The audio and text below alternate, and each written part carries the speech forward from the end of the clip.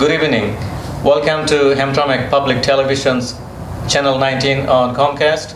And this is our channel that we discuss issues that affects the community, and we try to educate people and bring in key players that affect our community and decision making. So today we have Mayor Lori Stone of City of Warren, and we'd like to talk to her about the upcoming election, how it affects us, especially the Bangladeshi community, and that covers Hamtramck and Warren largely. And I would like to know some of the key events, key proposals taking place, and that's raising a lot of concerns among the community. So I invited Lori Stone, Mayor Lori Stone. So thank you for joining us. Thank you for this opportunity to speak on this issue. It's a hot topic in Warren, and we want to make sure that our community is educated on the issue before they vote in November. Absolutely. So let's start with I see you are very closely connected to Bangladeshi community. Oh yes. They welcome you everywhere, and which is great. So tell us about your relationship with the community. Yeah, so I'm a lifelong Warren resident, 45 years, and I spent almost 15 years as a teacher at Fitzgerald Public Schools. And I always say my students were my first teachers on Bangladeshi culture, and helped me understand the community and the families that they came from. And that was my entree into the community. And then through public service, you cannot be a voice for a community unless you really understand. And so you really have to understand all the people who make up the community and the issues bearing and how they impact the community. That's very good, and that's a great approach, because knowing the community is the best way to represent the community in the first place. And then we certainly appreciate you are going to find out about the community, learn about the community, the culture. Definitely there is a big learning curve for most of the people that are coming here. So, and we certainly appreciate it. So let's get to the topic that I know it's late in the day. You had a trip from Lansing, and we are coming from downtown. So it's been a busy day for us. It's been a busy day, for sure. But this topic is very important. And our goal is to make sure that people know what's going on, and how it affects people, and and the right information. However, the vote, you are hoping that the vote, this bill passes, and then some people Well, in are my concerned. official capacity as mayor, I cannot advocate for or against. Gotcha. I share your position on the best voter in a community is an educated voter, and Sure. understanding all the ways that their vote impacts them. Exactly. Okay, so this 4.9 mil per thousand to support the public service. I think back in 2012 it was enacted because in 2008, around the time that the market crashed, Right. and the housing market crashed significantly, the tax base went down quite a bit, and I have this spreadsheet here. Yes. We can see the tax base was $4.5 million. Billion dollars with a B, 2008, and in 2012 it went down to 3.365, almost like $1.5 billion. Yes. So that's a significant drop in your budget. And We saw a contraction in the amount of personnel we could hire and sustain. Right. As a community, we lost personnel, and we had to cut back on services because of loss of revenue. Exactly. So people at that time, the folks, they started looking into how do we increase it, and many cities in state of Michigan and around the country, they did raise their tax base. They could not raise the tax base as much, Right. and so they add-ons, if you will, to the bridge the gap. Yes. For the budget, and then because they can't just all of a sudden cut all the services. Correct. They have to find ways to raise funding. People still want their garbage picked up. They Exactly. still want to be safe in their homes. They still want access to libraries and community services. Everything. Yeah. So the tax base continued to go down to $3 billion in 2014, 2 years Right. after this was passed. But since then, it's been rising slowly, but in other words, it's slowly picking up the pace. And then right now it stands at, in 2026 numbers, taxable base is $4.4 billion, Yeah. which is almost equivalent to 2008 numbers. Correct. However, the tax rate have also gone up quite a bit. Absolutely. not So just only like our household incomes and our household budgets, with we see inflation. inflation at the grocery store, at the gas station. And so it's true for local services, government services as well.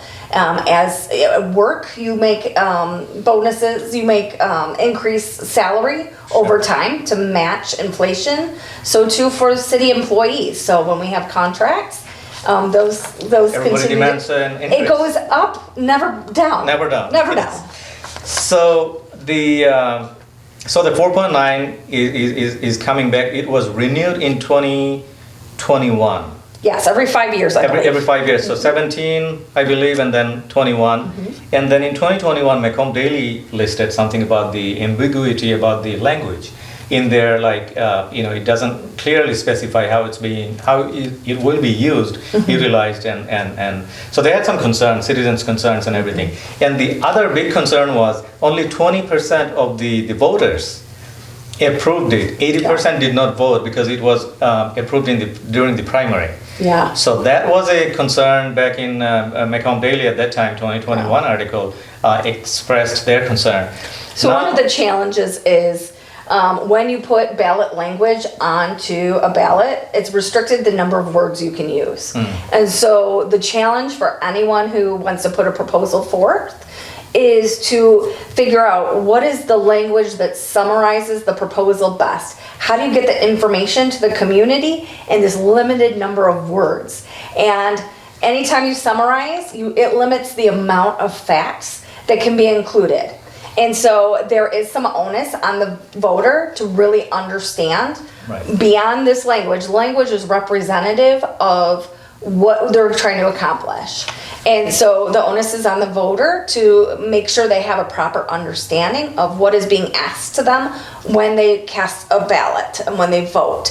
And so that gets at the ambiguity. I think that one of the things is people who have talked about where the money has gone and historically have been disingenuous.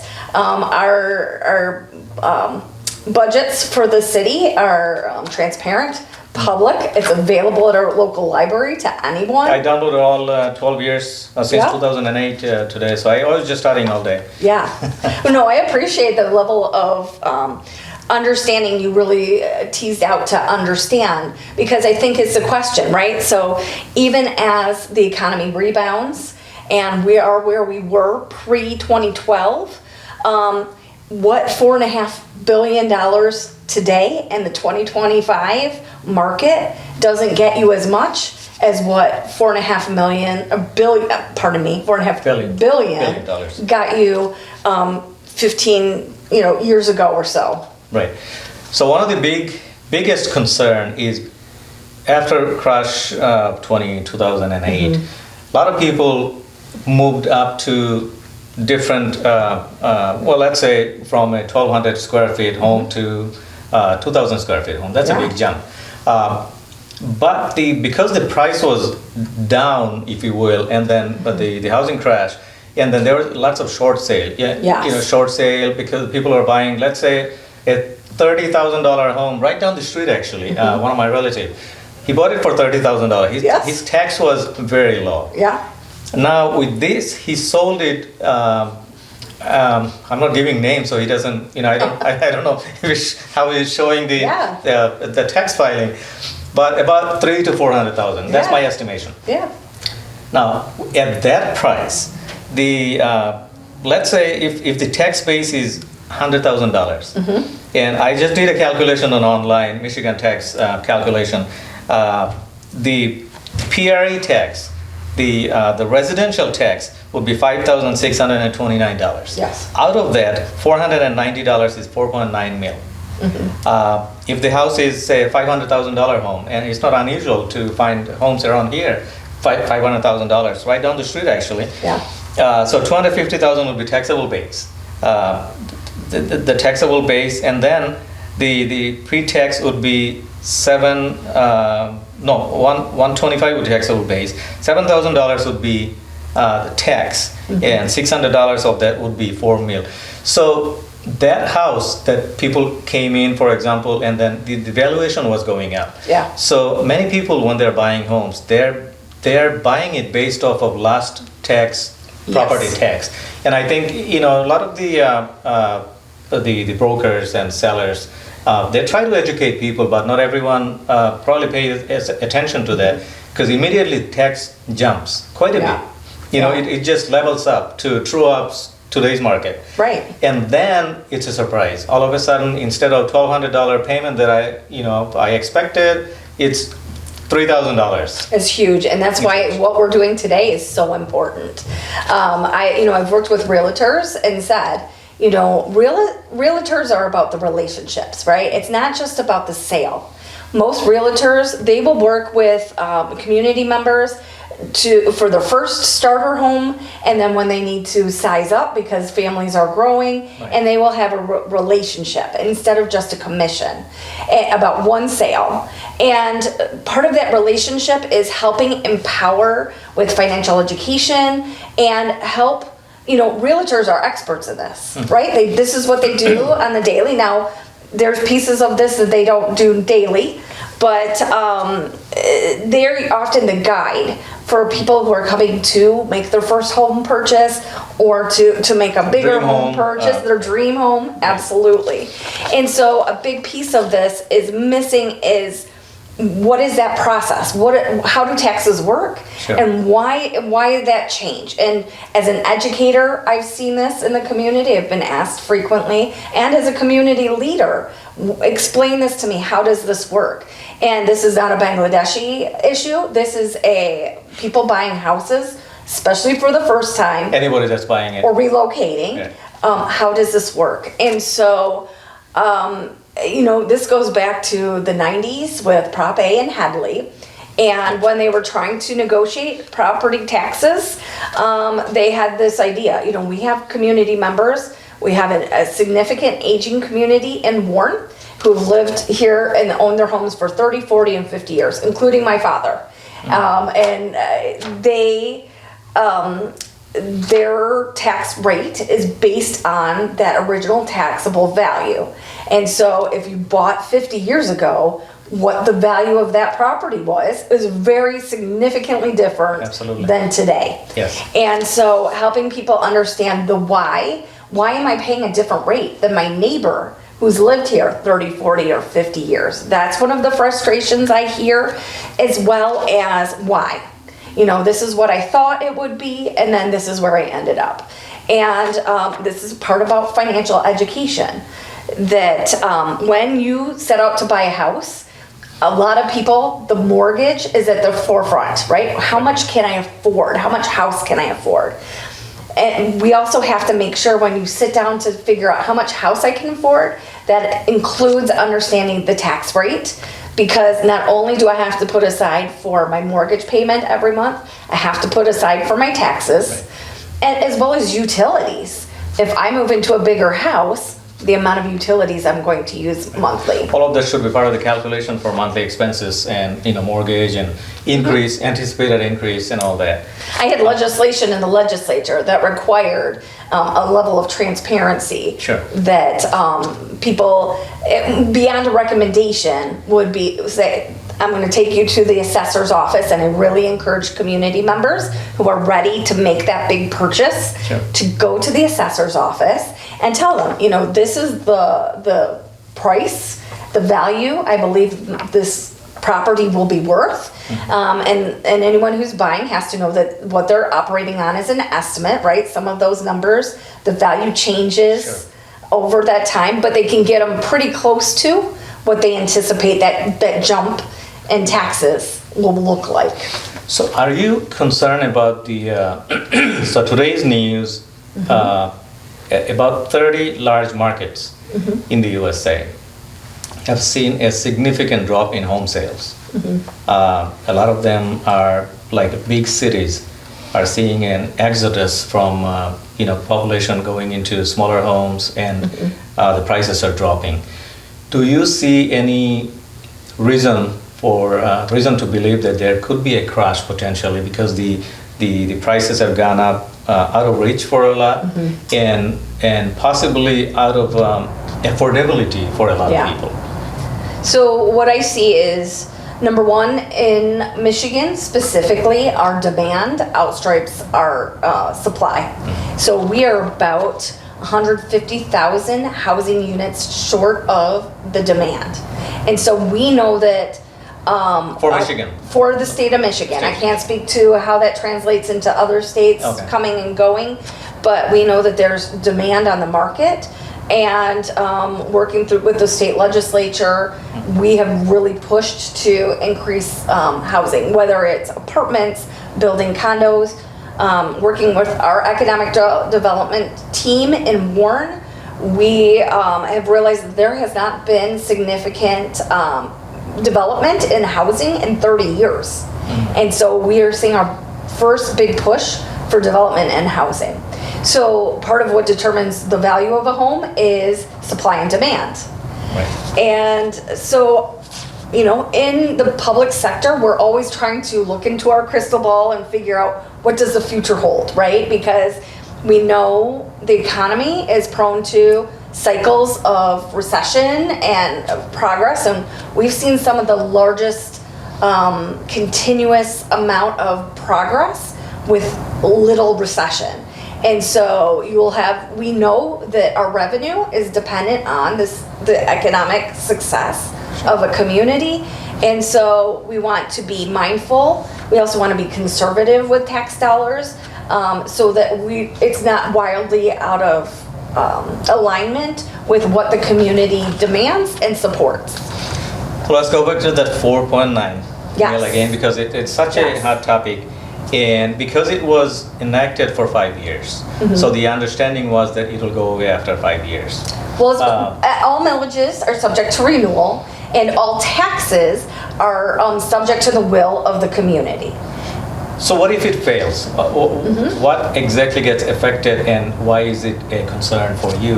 That's a great question. This is the most important, and this is what taxpayers are making a decision on when they go to the ballot box in November. Sure. And what this is 20% of the funding for police and fire.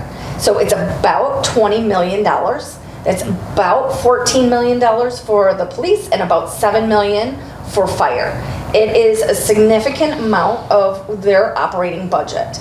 That's personnel salaries, that is equipment, that is vehicles, that is ability to respond to calls for emergencies. So you see a big impact in safety and security of the people. So do you see? So it can't be just Bangladeshi community issue. I'm sure the Warren residents of every background have a say about it, like have their opinion. Absolutely. Are you seeing a lot of support for this, or do you see opposition to this? So overwhelmingly, if you ask Warren residents what is their number one policy priority or concern for the community, it is overwhelmingly public safety, right? Whether it is you're having a heart attack and you need transport and emergency response to get you to the hospital, whether it is prevention of crimes, vandalism, safety and security, these are forefront in residents' minds. And that is who serve us, our police, our fire, our dispatch. And I was passing out flyers, just informational facts, during our hazardous waste disposal day 2 weeks ago, and had conversations with the people as they were getting ready to drop their hazardous waste off. And overwhelmingly, I would say 90 to 95% of the people were very supportive. It helps that it's a renewal and not an increase. Sure. Because I think every household, especially people on fixed incomes, have concerns about increased costs. And every day, whether I have to decide, bills to pay, prescriptions to buy, groceries at the grocery store, putting gas in my gas tank to get to work. These are choices that people are having to make. And also the equipment would have to be up to date with the technology and new, that the MDOT is going to require some advanced technology within the lights and all that. So I was just reading about like new investments or should be put in place. Talking about crime, the next door Islamic Center was vandalized a few days ago. So you were emphasizing about crime and the need for Absolutely. safety. So that highlights why we need it most. And I was very glad that, our police commissioner came in and had a conversation with Imam and was there to support and say, this is not tolerated in our community. Right. And also talk about, okay, what can we do to prevent future, and deter any of that. Yeah, so those who are still on the holdouts about the subject and people that are concerned about like, okay, my $300 is $300 for me, disposable income. Yeah. How do you address their concern? Like, because they see the increase in taxes, and while their income probably is being diffused by inflation, Expenses all around. expenses and all. Yeah. And you talked about it at the beginning. So how do you address their concern? Yeah. For me, it's about understanding what are you getting for what you're paying. If you say, do you want to pay more taxes? Overwhelmingly, people will say, no. I don't want to pay more taxes. Nobody does. I'm a taxpayer. Sure. I don't want to pay more taxes. If you ask people, if you pick up the phone and call 911, do you want a police or fireman to come? Yes. If you, do you appreciate having libraries in your community? Yes. Do you appreciate having regular garbage pickup? Absolutely. And so for me, it is changing the mentality between these are just dollars that go out and I don't know where they go or for what purpose, to signing a receipt almost. Here is your receipt for services provided by the city. And it doesn't matter, every community you go to, you will have services. You have some services that are publicly provided, and you go up north, sanitation, you might not have someone who comes and picks up your garbage from your curb. You might have to go and deposit it in a dump directly. Right. Or if it's not a public service, you might have to contract with a private company to come and they will provide that at an expense to your household. So one thing I do talk about when I talked with my 9 and 10-year-old students about taxes, and what I talk about with my community members about taxes is often when you get public services, I call it the Costco effect. You buy in bulk. When you're sharing services among 55,000 households, your rates go down, relatively speaking. Economic scale. Yeah, on scale. And when you have 140,000 people, it's relative. It's hard to compare different communities because you think the grass is greener. It must be better. But you really have to dig down and ask, what am I getting for my dollars? And overwhelmingly, understanding that being part of the 3rd largest city in the state does get you with economies of scale. Sure. Another concern, I came across some conversations that city like Troy, they utilize a lot of volunteer firefighters. Is that something Warren can look into to see lower the cost? So again, it goes into comparing apples and oranges. I've seen a lot of comparisons. Sure. In a city of 140,000 residents, 55,000 housing structures, 5,500 business structures, that you cannot practically include volunteers where they're working another full time, and I'm going to call you when your house is on fire, and maybe, depending on where you work, you can get to my house and put it out.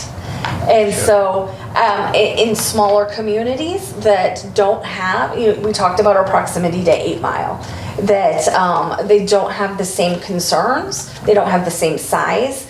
Volunteer services for fire may work for them. But I do see more and more communities that can afford it moving to a paid, fully staffed, 24/7 response, because it gets you dependable response from your first responders. Sure. So you're more practical. Like I want somebody to be there instead of a volunteer waiting. So Yeah. you feel the importance of public safety is like I rather have somebody pay somebody to be there than waiting for Absolutely. somebody to put the dress. When it's your greatest investment, your house is your greatest investment. If something goes wrong, if there's a fire, minutes means whether it is devastating and not salvageable, or it is stopped early and it can be repaired. So about and I know some officials are, actively against this or not sure, how much communication you had with them. Mm-hmm. Is there any effort to bring everybody on the same page so that City of Warren stays as a one unit serving the community? Gotcha. You know what? You will always have, you have a community as big as ours, you are going to have many, many different opinions. Sure. For me, it's about getting facts and information in the hands of people so they can make those decisions. Do I want this or do I want that? Will I pay for this or do I want to pay for less? One of the biggest confusions is I want this level of service, but I want to pay at this level. And that doesn't work. If I want a Camaro, I cannot pay for my Ford Explorer. Right? And so how do we get people on the same page is try to give people information. Yes. People are entitled to opinions. You can have an opinion that differs from mine. And that's why we have voting. It's private. You get to express your opinion. I get to express mine. And the majority of the community speaks. And that's what decides going forward. Absolutely.